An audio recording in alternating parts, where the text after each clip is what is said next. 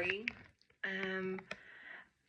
I decided to revamp my channel, and I'm going to do Bible studies, and hopefully someone can hear it and maybe it bless someone or someone learn something from it. I was going to start by studying about Abraham and a promise that God had made to him. First of all, he called Abraham out from his family and his country and promised him a new country, and promised him that he was going to multiply him and make him great. Abraham trusted God, and he obeyed, and he went out from his family and his country that he knew all his life and was trusting God. And we know that when we read in Hebrews 11, the faith chapter, that it was accounted to Abraham for righteousness, that he had faith. His faith was what he had that started this whole thing. And so the promise was that he was going to multiply him and make him great. And we know that through reading in Genesis, what had happened later on is that he was not able to have children with his wife because she was not able to bear children. But Abraham still listened to God, and he knew God was going to, make good on his word. And in Genesis 15:4, we see where, and behold, the word of the Lord came unto him, saying, This shall not be thine heir, but that shall come forth out of thine own bowels shall be thine heir. So, God had come to Abraham, and he was speaking with him, and Abraham said, I have no heir except for one of his servants that I guess he loved as a son, and he was just going to give everything to him. And God was like, no, your heir is going to come out of your bowels. It's going to be your flesh and blood heir. And Abraham didn't understand that because he was getting old. His wife was old. She was not able to bear children. So Sarah, believing God that this promise is going to come true, it's not that she didn't believe God, but she had a human response to that promise. Like, I can make this happen, correct?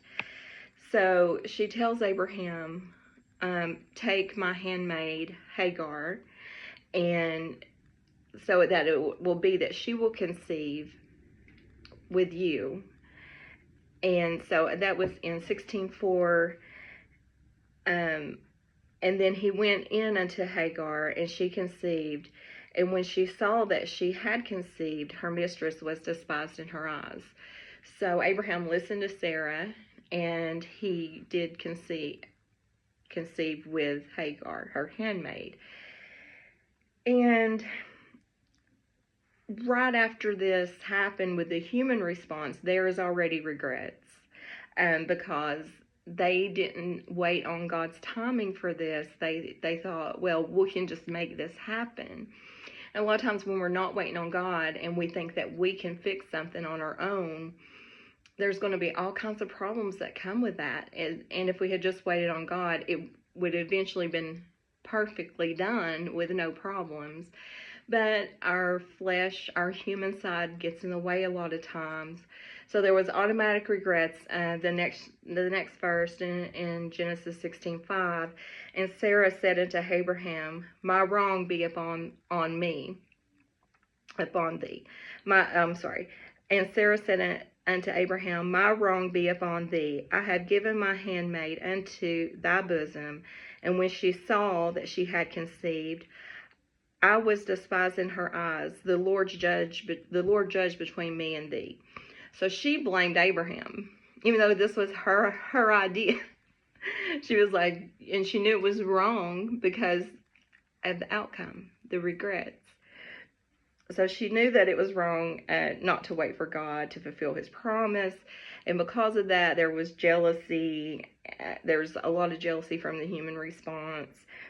And then in 16:6, but Abraham said unto Sarah, Behold, thy maid is in thine hand. Do unto her as it pleaseth thee.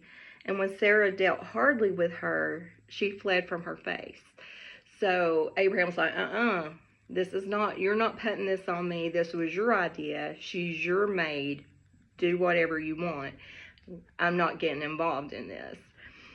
And so she dealt harshly with her because she was full of jealousy. And she was like, when our ego gets in the way, like, how dare this maid, who I am her mistress, treat me this way, because she despised Sarah. And Sarah didn't like that because of her ego as well was getting in the way. So there again, our human side is getting in the way, like in everyday life it can. So she took it personally how the handmaid was treating her, and she knew that the handmaid despised her.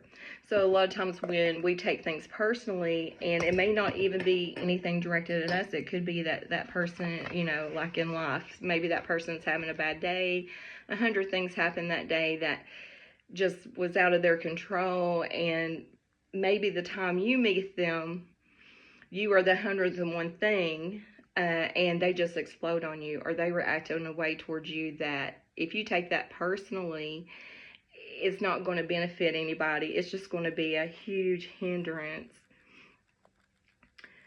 So when Hagar did flee from Sarah, in 7 through 9, we see what happens with Hagar.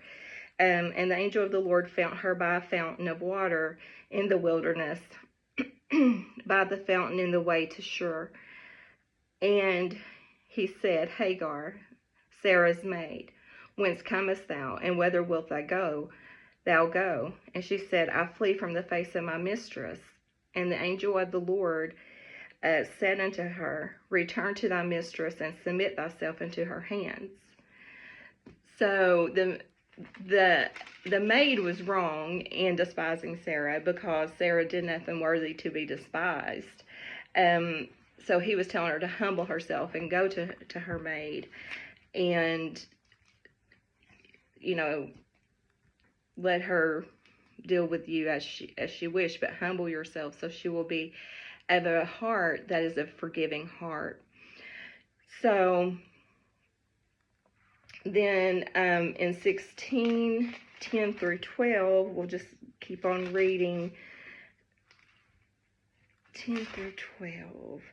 And the angel of the Lord said unto her, I will multiply thy seed exceedingly, that it shall not be numbered for multitude. And the angel of the Lord said unto her, Behold, thou art with child, and shalt bear a son, and shall call his name Ishmael, because the Lord hath heard thy affliction. And he will be a wild man, his hand will be against every man, and every man's hand against him, and he shall dwell in the presence of his brethren. So we see that God heard Hagar, and that's really special to me, because even when we're doing wrong and we're feeling hurt by something that we caused to come up on ourselves even, he still hears our prayer. And he said, because the Lord hath heard thy affliction. Because here she was like, I'm just going to leave. She didn't know where to go, but she was leaving because of how she was treated. Even though her despising Sarah caused this, God still heard her prayer, and he gave her a blessing, because her son is going to be a mighty man, and he's going to have a lot of wealth, and he's going to be like a ruler of many people. So there where it says, And he shall be a wild man. His hand will be against every man, and every man's hand against him. He shall dwell in the presence of his brethren. So that goes to show you that even before we're born, God knows what type of person we're going to be. He knows our end from the beginning. He knows the beginning from the end from the beginning. Even though we do have free will, and I'm not saying that, but he knew the choices that Ishmael would make. And he knew that Ishmael was not going to accept Ishmael as his chosen, to be over his chosen people. Not because it was the handmaid's son, but that the son of this handmaid was going to be this type of person. And he was not going to accept him. Even though he does bless him with a lot of blessings. So then we see the prophecy of Ishmael that he is going to be a wild man, and his hand is going to be against every man, and every man's hand against him. He's not going to be living a peaceful life. And he will. And in 16:12 it says, he's going to trouble all those around him. He's not going to have any kind of peace. But we do know that Ishmael is going to be a great man, and there are 12 tribes that come from Ishmael, just like there were 12 tribes which came from Isaac's son Jacob, because we know that Isaac is the son of Sarah and Abraham, and because of his son Jacob that God chose between Esau and Jacob, he chose Jacob. And from Jacob, who he renames Israel, they are 12 tribes. And, that goes to show you that God knows our end from the beginning, because Isaac had 2 sons. He had Esau and Jacob. And it said that Jacob hath I loved, and Esau hath I hated. And because he knew what kind of man Esau was, he did not accept him to be the chosen one. And he knew what kind of man Esau would be. And it's not that God hates the person, but there are 10 things it talks about in the Bible that God hates. And if you just put that in Google, you'll find it. I think it's in the Proverbs. It tells the 10 things God hates. And I know a few of them from heart is a lying tongue, a prideful look. There's certain things that God hates, and he's seen those things in Ishmael and in Esau. But he did not see those things in Isaac. He knew Isaac would be the chosen, and he also knew Jacob would be the chosen, who later becomes renamed Israel. But it does tell, you can look that up, the 12 tribes of Ishmael. I cannot pronounce their names, so I'm not even going to try. But we know that because the human response to that promise, there is a child that come from that, and he did have blessings, and it was prophesied what type of man he was going to be. And we know that Ishmael's descendants to this day trouble the descendants of Israel, all the way up into this day. So that shows you that when we do a human response, whether it's lashing out, not behaving in a godly manner about a situation, maybe our ego's involved, maybe we think we know better, we think we can force the promise or whatever we're trying to get, and we're not waiting on God, those decisions can cause such a long, even to present day, for the rest of your life, or even affect your children's lives and their children's lives by something that we do, that we're not waiting for God, or we're not acting, we're letting the flesh act out, and that can be long-term repercussions, as we've seen with Ishmael and the chosen descendants. with Ishmael's descendants, they've troubled Isaac's descendants up to present times through military conflicts. We found and ongoing disputes. It just goes on and on and on, and you can do more study on that as well. So, and we talked about the consequences of your human response. So you can see what happens when we get in the way, we let our flesh get in the way, our ego get in the way of being God in a godly manner, acting in a godly manner.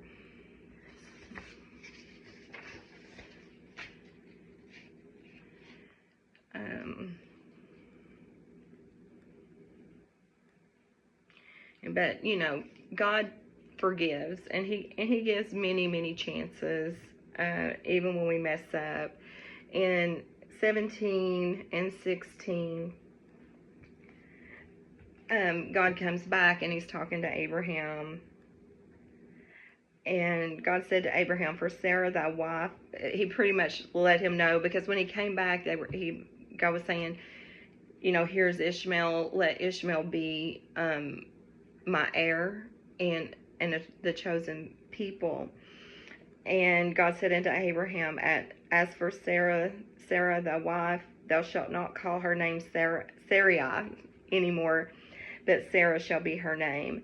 And I will bless her and give thee a son also of her. Yea, I will bless her, and she shall be a mother of nations. Kings of people shall be of her. And so God said, I see your human response. I'm not accepting Ishmael, but Sarah, your wife, is going to have your heir. And, we don't have to understand how things are going to work out to trust that God is going to work those things out. So Abraham didn't fully understand that he can't just have a child with just anyone, but God had chosen Sarah and him both to have his heir. And so he didn't understand, but he did trust God, and he was, we just got to patiently wait on God's timing. So in 17:18, and Abraham said to God, "Oh, that Ishmael might live before thee." And God said, "Sarah thy wife shall bear thee a son indeed, and thou shalt call his name Isaac, and I will establish my covenant with him for an everlasting covenant, and with his seed after him. And as for Ishmael, I have heard thee. Behold, I have blessed him, and will make him fruitful, and will multiply him exceedingly. 12 prince shall he beget, and I will make him a great nation.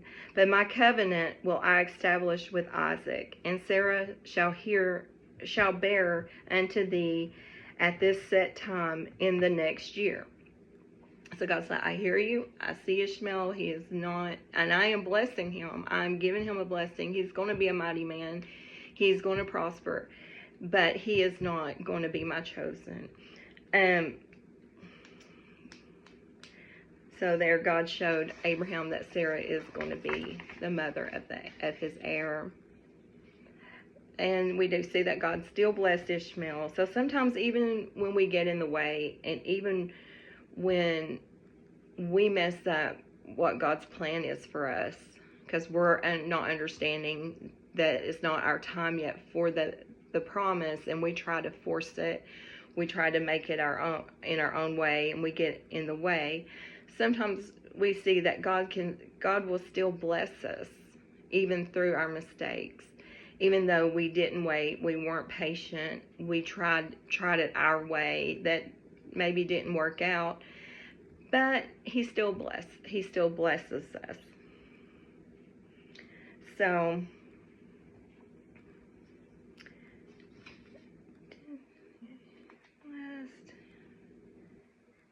and so then In Hebrews, I'm just going to read in Hebrews 11, 8 through 12. It's back in here. Hebrews 11, 8 through 12. It says, by faith Abraham, so this is the faith that, just showing the faith that Abraham had, which it says, by faith Abraham, when he was called out into a place which he should after receive for an inheritance, obeyed, and he went out, not knowing whither he went. By faith he sojourned in the land of promise, as in a strange country, dwelling in tabernacles with Isaac and Jacob, the heirs with him of the same promise. For he looked for a city which hath foundations, whose builder and maker is God. Through faith Sarah herself received strength to conceive seed, and was delivered of a child when she was past age, because she judged him faithful who had promised. Therefore sprang there even of one, and him as good as dead, so many as the stars in the sky in multitude, and as the sand which is by the seashore innumerable. So we also see that Abraham had faith, and Sarah also had faith.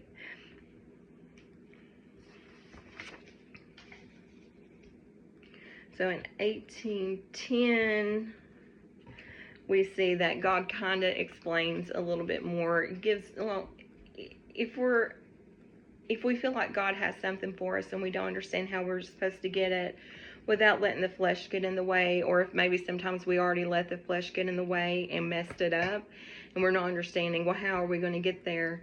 I tried this and it didn't work. And we see that God, if we pray for God to give us an answer to how are we going to get there, if I don't get in the way, how are we going to get there? I mean, that's a good question. And so God here is explaining a little bit more to them about how this is going to work. And and they said unto him, okay, so he is talking to them about the promise.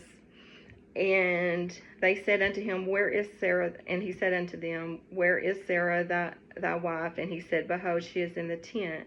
And he said, I will certainly return unto thee according to the time of life. And lo, Sarah thy wife shall have a son. And Sarah heard in the tent door which was behind him. So Sarah hears the explanation that God is going to return to them at the time of life, because they are old now, but he's going to return to their time of life where they will be able to conceive and have children. Now, Abraham and Sarah was old and well stricken in age, and it ceased to be with Sarah after the manner of women. So she had already went through the change of life where she wasn't even capable of ovulating anymore. So she's thinking, I was barren. I wasn't even able to have a child. Well, now I'm even past the age where if that barrenness was to lift for me, I still wouldn't be able to have a child, because I no longer can even ovulate to have children. Therefore Sarah laughed within herself, saying, after I am waxed old, shall I have pleasure, my Lord being old also? So she didn't even laugh out loud, but she was just laughing to herself, thinking, this is so funny. Now I'm old. How am I going to, even have pleasure in my husband, because that time in our life is over. Even that time in our life is over. And the Lord said unto Abraham, Wherefore did Sarah laugh, saying, shall I of surety bear a child, which am old? So even though he didn't hear her, he knew that she was laughing to herself about this, that, she just thought it was funny, that it's impossible. How's this going to happen? So God asked him a question. Is anything too hard for the Lord? At the time appointed, I will return unto thee according to the time of life, and Sarah shall have a son. So he's saying, yeah, with the what humans are capable of, it is hard. But is there anything too hard for the Lord, who created you, who created the womb, who created the way of conceiving, who made the whole universe. Is anything too hard for him? Is it too hard for him just to give you a new time of life, or return to you? It says return to you the time of life when that was possible. So it is not too hard for God to return to us the time of life. That if he wants us to conceive and we're 100 years old, if it's meant for us, that's his promise, he's going to work it out, then it's not too hard for him, because he is the creator. He can do anything. So the answer is no, there's nothing too hard for God. So he gave them a little more in-depth of understanding of what the promise is going to entail, what he's going to do to cause the promise to come. And Sarah laughed and thought, it was funny. So there was a little doubt there, maybe, that, this just don't seem real. This can't be real. So in 18:12 and 13, we did read those. He's going to return the time of life. So in 14, God answered and said, this is what I'm going to do. This is how it's going to work. So they, again, had faith and trusted God and said, okay, if my heir is going to be with Sarah, then God's going to work it out, and that's how it's going to be. So in Genesis 21:1, and the Lord visited Sarah as he had said, and the Lord did unto Sarah as he had spoken. So he returned her time of life. He came unto her and returned her time of life. And we know that in Genesis 21:2 and 3, we see the fulfillment of that promise. For Sarah conceived and bare Abraham a son in his old age, at the set time of which God had spoken to him. So he told him within a year's time that when he comes back in a year's time that Sarah will have conceived. And it did happen, as he said. And Abraham called the name of his son that was born unto him, whom Sarah bare to him, Isaac. So that is the fulfillment. So there's a lot of lessons that we can learn about not letting our flesh get in the way, not letting our ego get in the way, not taking things personally when someone comes at us in a way that we don't feel like we deserve to be treated that way. But don't ever let your ego get in the way, because that could be such a hindrance for someone. And if you just have a kind word to someone who is coming at you because they've had 100 things happen that day. Like maybe I've done customer service most of my life, and I've learned not to take things personally. Like, who am I? I'm nobody. So, if someone needs to explode that day, it's not that you don't deserve it, but how you react to it can mean the world of difference to someone, because that 101 thing that caused the explosion, if you can diffuse that and let them feel heard, it may be something that you help them in a way that you don't even understand how you could help them. How that one thing, that one kind word, or that one just understanding person in their life that day could mean the world to them. And also, the greatest commandment, Jesus said, is to love one another, right?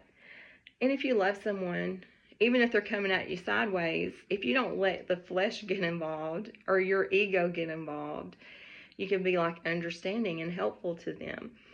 And that might be just the one thing that they needed that day. And we also learned that when God makes us a promise, don't let the flesh get in the way. Don't try to be like, I'm going to work this out on my own, because we can make such a mess of things that can have such long lasting consequences on our life. That, just say, for an example, you're praying to get out of debt, and you're like, okay, well, I'm going to, there's certain things we can do. We can stop spending so much on frivolous things. We can buckle down on our budget. We can get a second job. But just say that you're laying in bed one night and God's like, I'm going to make sure we get this debt paid off, and I need you to trust me on this. You keep being faithful. You keep going to work. You keep doing your part. but you don't go rob a bank, because that's going to be the easiest way. Just say there's things that you should do and trust God that he's going to get you to that finish line. But you can say, oh, well, this bank has such and such money in it, and oh, today would be a good day, and I can go and I can do this, and then all my debt will pay off. I can do that on my own. I don't need to trust God that he's going to keep me healthy to show up to that job every how many days a week, or that even that both job, if you had a second job, to be faithful in those jobs and be faithful in your budget and be faithful, and God will keep you healthy, will keep you going, will give you the strength that you need to get there. When you try to shortcut it and be like, oh, well, maybe not even robbing a bank, maybe, oh, I can trick this elderly lady out of hundreds of dollars. All I've got to do is X, Y, and Z. Tell her, maybe if you work in construction type of job, tell her, hey, Kitty, tell her maybe that this needs to be fixed, knowing that you don't need to buy the part, but you're going to take the money that you could have bought that part with, and you're going to apply it to your debt. God is not going to bless that. If anything, that's going to come back on you in ways that could be repercussions for many, many years, even through to your children or grandchildren, or even great-grandchildren. So don't let the flesh get involved. Always trust God. Be like, Lord, I need to get this bill paid off. I can't get sick. I can't miss. I have to be there, because if I'm there at this job and I'm going to be able to do it, and if I keep my budget, just give me the strength not to buckle down under the pressures of wanting to do something pleasurable or, spend frivolously, and just keep faithful. Keep trusting. God is going to get you to that finish line. That's just an example. But I'm going to be here once a week, and we'll do a different Bible study. And I'm no scholar. I just love the Word of God, and I felt on my heart to start doing this on my channel here on YouTube. And I did have a strong conviction to do it, and I know if God is behind it, then all I have to do is study and do the best I can with what I know, and he's going to bless it. And hopefully, if it even touches one person, God puts this one thing in someone's life that it's going to help them, then it's all worth it. And so anyway, this is Lori. I'm signing out, and next week we'll do a different study. This is the first one that came on my heart to do. It is a lot to it, and you can go even deeper into it. But I just wanted to kind of graze the surface of it. And then I'm thinking possibly we'll go on more about the promise and the covenant that God's going to make with Isaac, and how it passes down to Jacob and to the tribes, and study more into that. Because when you're wanting to study the Bible, I think to me it's important, because when I was young, there was this lady. She was a Sunday school teacher. She was a preacher's wife, and she was a neighbor to my cousin. And I was at my cousin's house. We went to her house, and she was doing a little Bible study with us. And it opened so much of the Bible to me, to understand the tribes of Israel and how important they are, and how much is written about them in the Old Testament, and how much it opened up the Old Testament to me. And it was just very special to me, and definitely will be doing, I definitely want to do that, because how it opened up the Bible to me and about studying. And so we'll see you next week. Thank you. Bye.